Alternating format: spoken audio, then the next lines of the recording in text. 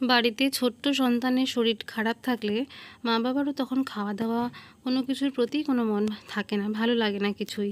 তো নমস্কার বন্ধুরা, আজকের ব্লগটা এখান থেকে শুরু করছি। ছোট্ট একটা ব্লগ করছি আজকে। মনটা সত্যিই খুব খারাপ, ছেলেটার শরীরটা খুব খারাপ, খেতে চাইছে না, সকাল থেকে না খেয়ে আছে। তো ওই জন্য রান্নাবান্নার দিকেও খুব একটা মন ছিল না, কি রান্না করব কি করব না কিছুই বুঝতে পারছিলাম না। তো আমরাও মুড়ি খেয়েছিলাম সারাদিন। দুপুরবেলা ভাবলাম রান্নাবান্না যখন করিনি, আগের দিনের ভাতটা একটু আলু ভাজা দিয়ে খেয়ে নেবো দুজনে মিলে। তো সেই মতোই আলু ভাজা করে নিচ্ছিলাম, ছেলেটাকে জোর করছিলাম খাওয়ার জন্য। ওর জন্য একটু ফেনা ভাত করে নিয়েছিলাম প্রেশার কুকারে, কিন্তু কিছুতেইও খেলো না। তো মনটা খুব খারাপ লাগছিলো। বিকেলবেলা একটু বেরিয়েছিলাম ওখানে ডাক্তার দেখাতে। তো দেখুন এখানে তেলে ভাজা বিক্রি হচ্ছিলো। তো আমরা ঢুকেছিলাম যে যদি আমরা ওকে খাওয়াতে পারি কিছু খাবার। তো ওর কিছুই খেতে ইচ্ছা করছে না, বলছে আমি কিচ্ছু খাবো না, কিচ্ছু না। তো ডাক্তারের কাছে দেখুন চোখ মুখ কত বসে গেছে। ডাক্তারের কাছে এসে বলছে যে মা আমি বেগুন ভাজা দিয়ে ভাত খাবো। তো তাই জন্য বাড়িতে